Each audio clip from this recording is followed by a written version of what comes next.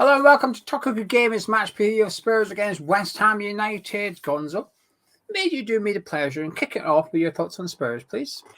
Well, it's a really good time to ask, not just because we're about to play them, but they've just released some figures which showed them heavily in profit. And very impressive figures, actually, which would show and demonstrate that the stadium has been a rip-roaring success.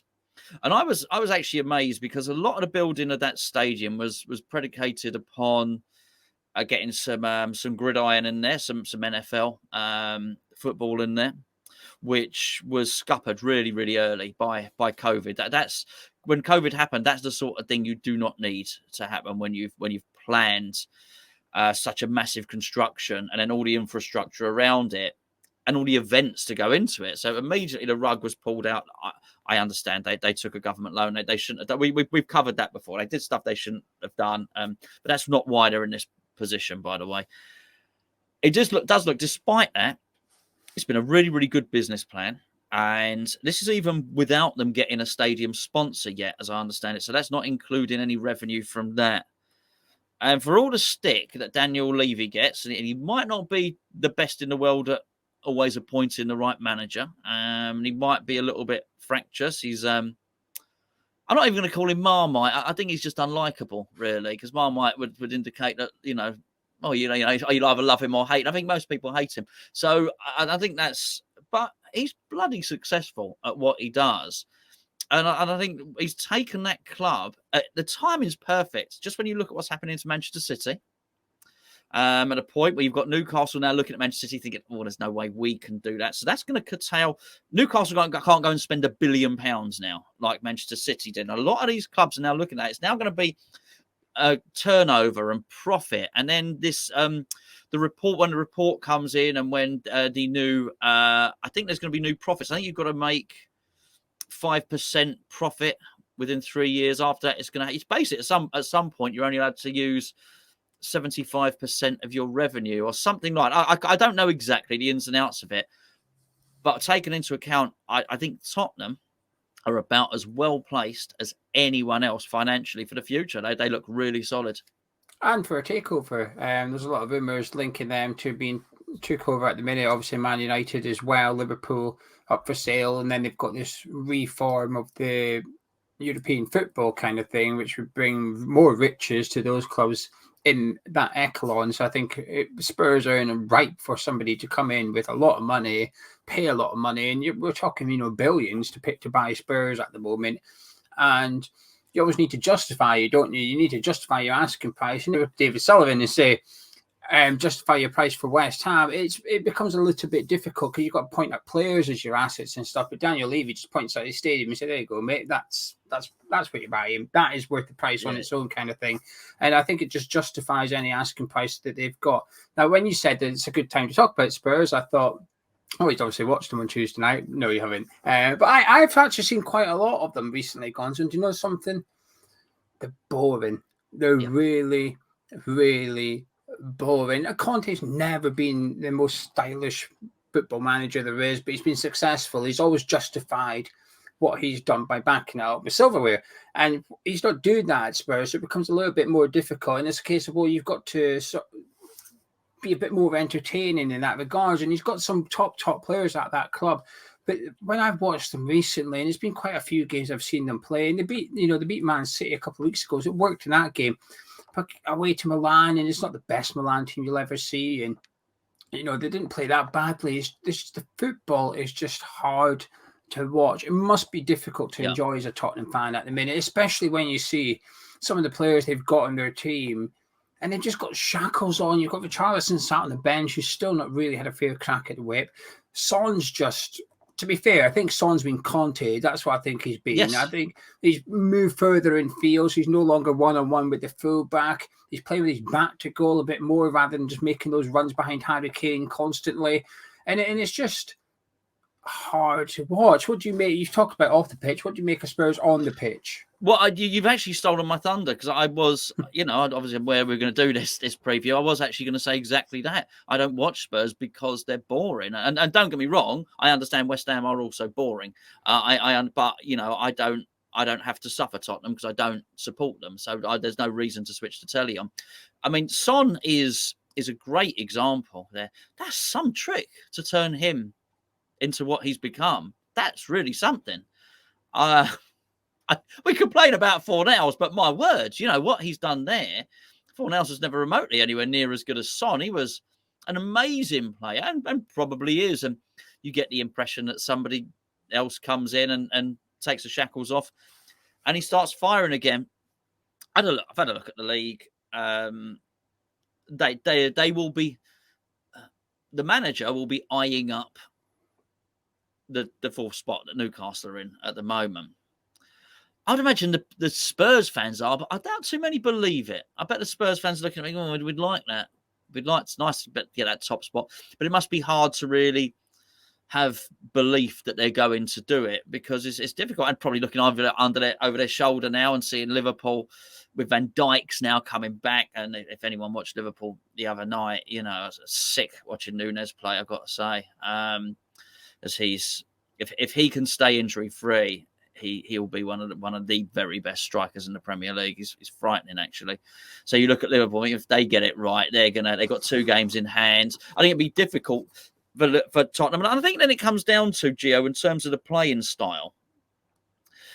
You accept that. So we, as West Ham fans, we accept the sitting back and the counter-attacking. We'll accept it when we're, my word, when we're qualifying for Europe and doing all these wonderful things. Okay, we'll accept that. But actually, when those tactics, those defensive tactics, in West Ham's case, put you down near the relegation zone, it ain't quite so palatable. And I could be looking at Tottenham's league position when I look at that league table now, at any point during the last 10 to 15 years or whenever, since Harry was there, whenever, they've always been around there. So actually, I look at it and I think for all the boring football that they're getting, and are they any better? Honestly, Gio, I don't think they are. I think they're still just not quite as good as the big teams. Yeah, I think the problem is they're stuck in a halfway house, really. Under Pochettino, they had like a little bit of a project going on, kind of thing. You could sense a little bit of a long-term plan, and they almost got there. They almost got there challenging for the title. They almost got there with the Champions League, but they never did get over that finishing line. But you always felt there was something getting built there. But then they've changed it up and they went for the short-term manager, which is, okay, forget the long-term plan. Let's get success now. Let's get Mourinho. Let's get Conte. Let's get someone in that's going to win us a trophy now. And that's not worked either, kind of thing.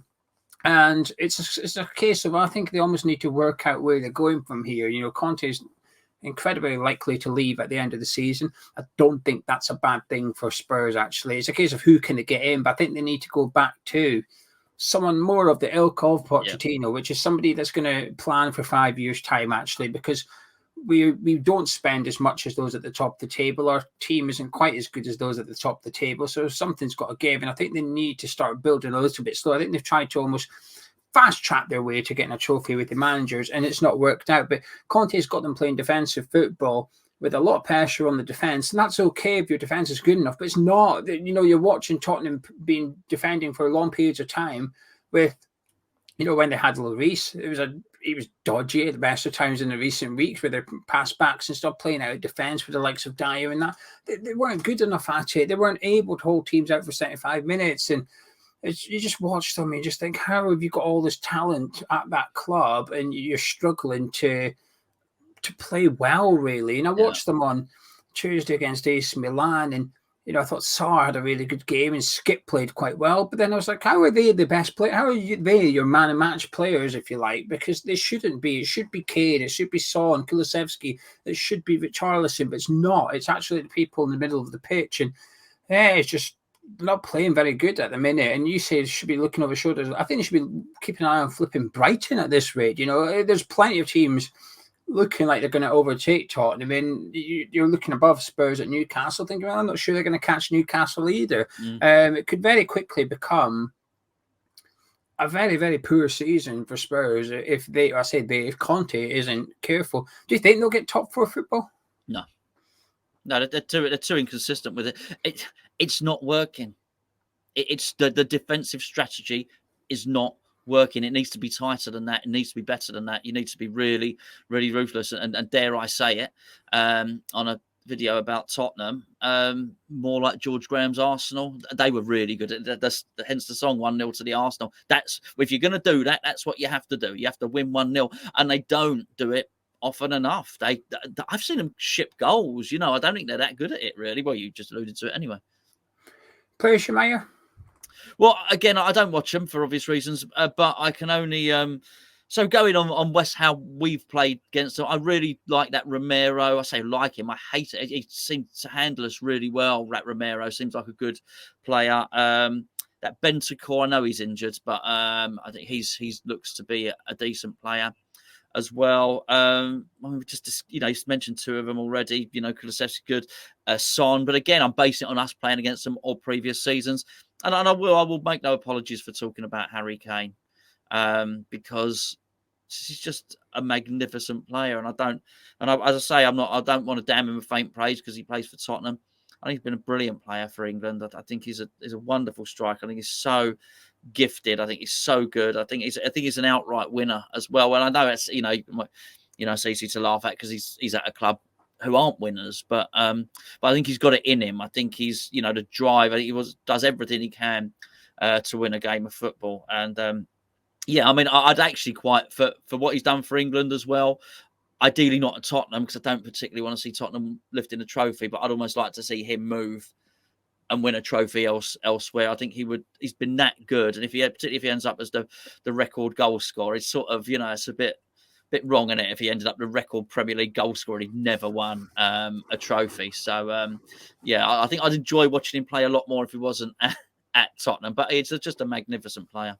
Yeah, I have to agree with you about Bentancur. He's a big loss for them out for the rest of the season. He was their one bright spark usually when you watch them play, the one that was likely to make something happen from the middle of the pitch. They had a really good partnership with Højbjerg as well. I think he's been fantastic to be fair, under Conte. There has been some players that have performed really well. Ben Davies is a prime example, I think, who he sort of came in from the outside and he's looked quite strong under Conte. And I think Højbjerg has been brilliant under him as well.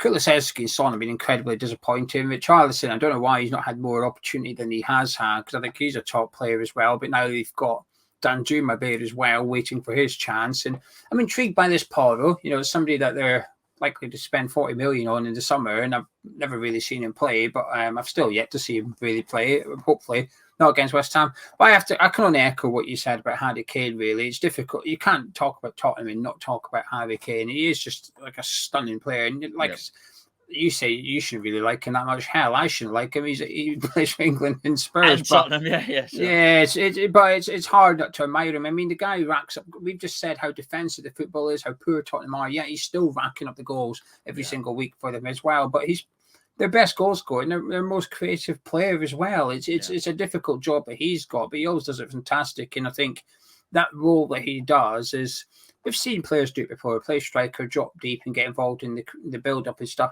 But I do think Harry Kane is up there with the best that I've ever seen in my lifetime at doing that job. Just the intelligence that he's got to drop off, to spin, to play the pass. And it's not just that he can spot a player doing the runner out, he can pick him out as well. His creative side of the game is incredibly underrated, I think. But that's only because of how good he is at finishing. And that outshines it himself. But anyway, shall we talk about West Ham? Yes, I think so, probably. The team news, it's a bit of a difficult one, this one, actually. I would say wait for David Moyes' press conference, but he usually likes to keep his cards close to his chest anyway. Yes, but from what we understand, Agard is likely to be okay for Sunday, that his tear isn't too bad. But Keta has suggested that he isn't as bad as what we perhaps expected, but I think he looks a little less likely to make Sunday's game. And Alan Creswell and Declan Rice both had a virus at the weekend, but both shall be fine for the game against Tottenham on Sunday. Scamacca and Maxwell Cornet have both been hinting once again on their own social media. Scamacca is now back in England and could make the squad for Sunday afternoon, while Maxwell Cornet has once again said, I'm back very, very soon. But is that Maxwell Cornet is back very soon, or is that mine and your back very soon? I think those are two different things. It means he's going to hurt his back very, very soon. But maybe soon to him is like 3 months' time. Could you imagine how frustrating that. Do you know when like your missus says to you, "Can you go do this, please?" And you say, hey, "Can you go put the bins out?" Yeah, I'll do it in like 5 minutes. What it really means is I'll do it in a couple of hours. Just leave me be, but I'll do it. So when she says, Mrs. Corney says, "Maxwell, could you take the bins out?" He goes, "Soon." Do you think he means like in a month? Absolutely. It's bin day here. You think it's a good day to mention that? Have you got your bins out? No, but I've got a little reminder on my phone. Yeah, yeah, but it's not set for a month's time. Anyway, right, let's talk about the teams we want to see, not the team we think David Moyes will field. Fabianski in goal. Indeedy. And your back three, Kedder, Ogbonna and Agerd. It is indeed. And that's great news about Agerd. That is really, really good news. If Zuma was fit, and he's not that far away by the sounds of it, it sounds like he might be here for the Forest game. Where would you put him? If he was fully fit,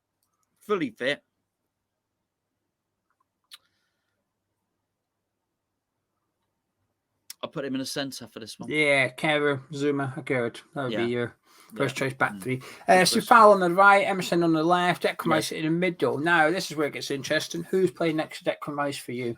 Flynn Downs is playing next to Declan Rice. Because I am in this game playing a 5-3-2. Interesting. So, who's your additional midfielder then? Manuel Lanzini. Ooh, bringing Manu back, are you? Yeah, for Tottenham. Likes the game against Tottenham. Bit of creativity. Obviously, I'm assuming Paqueta's injured for this one. So Forest game, and that's so you've certainly mirrored what I believed anyway with what you've said there. I want a bit more creativity there, and I think Lanzini is absolutely the man for the job. The big. I'm going into the next section of the video. David Moyes needs to realise where he is in terms of the league table. You'll have been looking at the Patreon Addicts WhatsApp chat today. Everyone's doing their predictions and putting it all into the supercomputer, and it don't look healthy. Let's be fair. It's making me worried because they've all got a sort of staying up just right, maybe 3-4 points in it that will survive. 38 to 42 points roughly. Everybody's in there, so we'll survive just. But what worries me is they're optimistic. I thought something. You've always got to remove a couple of points because you're West Ham fans. You've got to take a couple of points off that. Yeah. So then all of a sudden now everybody's predicting 36 to 38 points roughly. So I agree with you. We've got very similar trains of thought with this formation and what we want to see, because I've got Downs next to Declan Rice as well. We're going to have large parts of the game where we are actually the team with the ball. There's the ball. You do something with it. Tottenham don't mind giving it to you. They actually quite like to sit back and say, let us try and counter-attack, just like we do kind of thing. So we're going to cancel each other out a little bit. And if we continue to play the way we do, which is a 3-4-3 in possession, people were complaining on the last preview because you said, is that back 3 or 5? I said, I call it back 3, and people were disagreeing with me. Say, is that back 3? Oh, hang on a minute. It's not that big a deal. I was going to say, I don't overly care. In possession, 3-4-3. That's how Tottenham also plays. So it's going man for man, really. And that makes me a little bit nervous. I think I'd rather change our formation a little bit just so that we've got an extra man somewhere. Sure, we'll have one less player somewhere, but I think the middle of the pitch, a bit like what you're alluding to, actually, if we can outnumber them in there and dominate the game in the centre of the park. So Downs next to Rice for me, and I've got Fornals. Where you've got Lanzini, I've got Fornals, and it's actually for the exact same reasons that you've got Lanzini. I want a little bit of creativity in there, someone comfortable in possession, somebody that can do the passes, somebody that can is willing to shoot from 20 to 25 yards as well and possibly test the goalkeeper. Fraser Forster in goal, we all know what he is. He's dodgy when you hit it low to him. A bit like Joe Hart was rubbish when you hit it to his left-hand side. Fraser Forster hit along the deck. He struggles. It might be a little bit of a myth. David Hay, crap at saving penalties, but sometimes these keepers have these weaknesses, and it's sort of well regarded, if you like, that Fraser Forster struggles if you hit it really low. I say low, a daisy cutter style. So let's test him from distance. So Fornals in the team for me, but also because our fixtures after this, we've got a few home games against teams in the bottom half of the Premier League, and I want to start to just maybe try get a player in there so that we're now edging towards a bit more of a creative spark in there. Now that leaves 2 up front. Who you got? I think I know, but tell me anyway. Scamacca and Ings. Scamacca and Ings. Yeah. Yeah, combination. So something different. Come on, Moisey. Otherwise, what was the point in buying Ings? Let's have a go. Don't mind buying him at all. So let's give him a go. Let's try and get the very best out of him. And the £35 million you spent on Italy's striker, the 6'5" guy. Let's put him. He's got shot like a thunderbolt. Is there someone that hits the ball harder in the Premier League? I don't know. If there is, I'd like to see a video of them all doing it. That'd be a fun video, right? Not many hit the ball harder than Scamacca. So, little and large up front. Let's have a go. Honestly, let's have a go at him. So tell you what, if David Moyes, let's call it, I was going to say West Ham, if David Moyes, go with David Moyes. David Moyes wins this, and David Moyes beats Nottingham Forest, all his worries go away. I'm telling you. Everyone's worries go. Honestly, he can have he can puff his chest out and he can stroll it for the rest of the season. And people will start dealing with us. Other teams will then start thinking about what we're doing rather than the other way around. So this is what I'll be doing. Let's have a go. And again, let's recognise their manager's under pressure, just like Graham Potter was under pressure. Let's have a look at it. Let's see. This is not a happy camp, Tottenham, at the moment. Look, when it's all going well, stadium's really impressive. Best stadium in the country. I've got no problem with saying that at all. When it's all going well, can be really loud and the rest of it. But these are not happy fans at the moment. They're really not. So let's turn their stadium into a little bit of a nervous bowl. Whatever you call it. Arena, yeah. Yeah, I kind of disagree with that. I don't think if he wins the next two, it's all very well, because I think there's a little bit of a gap starting to form at the bottom of the Premier League now. Leicester are 4 points ahead of us and stuff, and you start to think, hang on a minute, we could win our next two. If Leicester win one of their two, they stay above us, kind of thing. There's the teams around us are starting to accumulate a few points. Forest are 4 or 5 points ahead of us as well, and it's the bit. And if we go this weekend where we only pick up a draw and one or two of those teams win, suddenly it's like, bloody hell, we're playing catch up now, and it's not good, because part of the reason I say we've been okay, we've been sort of maybe a little bit worried and cautious, but the reason for optimism was the teams around us were all on the same points. Leicester had the same points as us. Wolves had the same points as us. So it was a bit like, well, we can't all go down, so someone's going to get out of this. Well, it looks like they're getting out of it. It looks like Wolves are getting out of it. It looks like Leicester are getting out of it. And I just mentioned Forest as well. Yes. So the good thing is, Leeds are struggling to get a manager. Southampton are struggling to get a manager at the minute. Bournemouth are in trouble, kind of thing. And then Everton have lost under Sean Dyche, but imagine they'll be okay. But it's like suddenly it's like, which three of these 6-7 teams are worse than us? Actually, now it's like there's only 3 teams left, and you better hope they're all worse than you, kind of thing.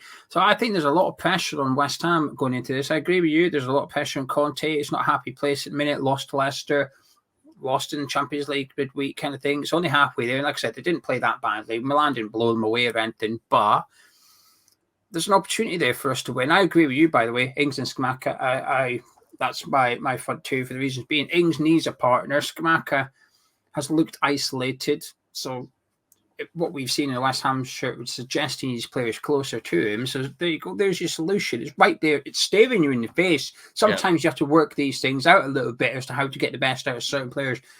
Not with Ings and Scamacca. The answer is staring you in the face. It's right there, and you solve 2 issues at once. Are you optimistic for this one, Gonzo? No. I'm not optimistic, really, but but it's not. I'm not feeling as downbeat as I have in recent weeks. I think we can. I think we can win. I really do. But it's optimistic. I think that's a tough one. It's very bad at recognising a wounded animal. Honestly, I think this is. Whenever Tottenham's peak was, right, Champions League final under Pochettino, let's say that's Tottenham's peak, right? This is how David Moyes will be viewing them now. There's no difference to him. Honestly. It's like when we played Liverpool, even Liverpool were completely awful and they couldn't win during lockdown at all, and they were awful. Honestly, David Moyes acting like we're playing Bill Shankly's Liverpool. That's how he is. Honestly, the same with Man United under Ole Gunnar Solskjaer. Did it matter? No. Let's make out they've got George Best and Roy Keane, and honestly, it's so.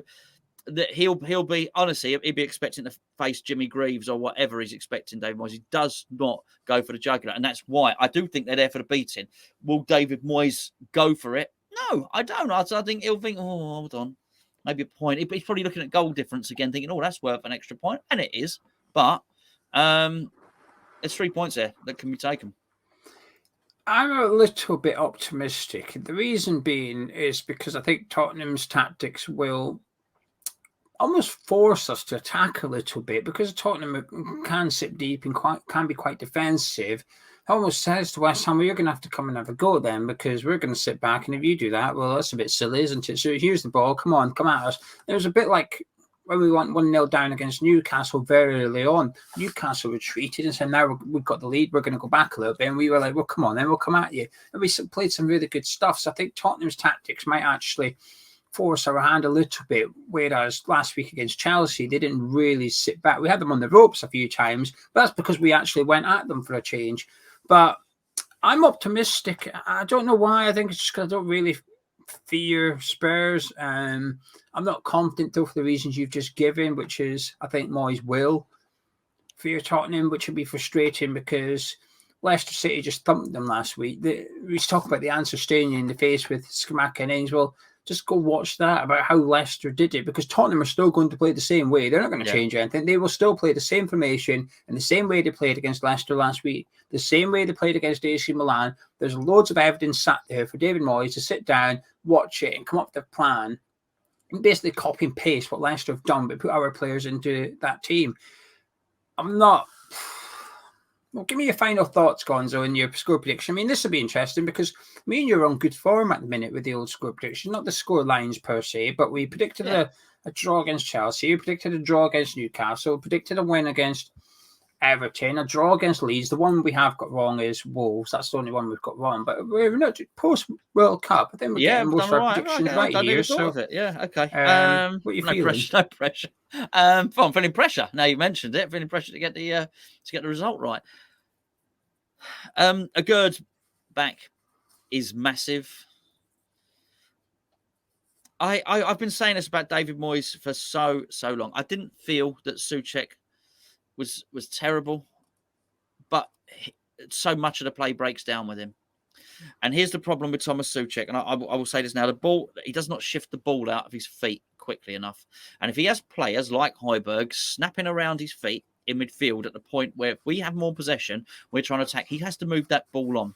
That ball has to transition through him. If that gets stuck on his feet, under his feet, and he loses possession, or he passes it to them, which does happen, they're on us. And that's what they'll want. So I think David Moyes has got to resist the urge to play Souček. I think this is really, really important. And actually, Rice can play football. Downs can play football. Either your choice or mine. Lanzini or Fornals. You get these guys operating centrally and passing the ball. We're not going to suddenly metamorphosize into Man City or Arsenal, but we may well just have enough craft and enough possession to either supply Scamacca and Ings, or maybe supply Emerson, who can swing the ball over. And I would do that. If I'm playing Scamacca, I'd definitely be looking at Emerson and looking at his deliveries and saying, right, I want you crossing to him. No, check him back on, and all the rest of it. No swapping wings. I don't mean he swaps wings, but no inverted wingers. Cross it. No, you with your left foot, cross it as soon as you can to the big 6'5" moody guy that's frowning. Ings is really good in the air as well. Ings is really, really good in the air too. Is he? Okay. Yeah. Ings is good. Well, it's probably good at finding space and and that sort of thing. So look, I mean that's what I'd be looking to do in terms of. I mean, it's got 0-0 written all over it, isn't it? Really. So well, we've said that the last 2 weeks. It's been 1-1 in both. Okay. It's got 2-2 written all over it.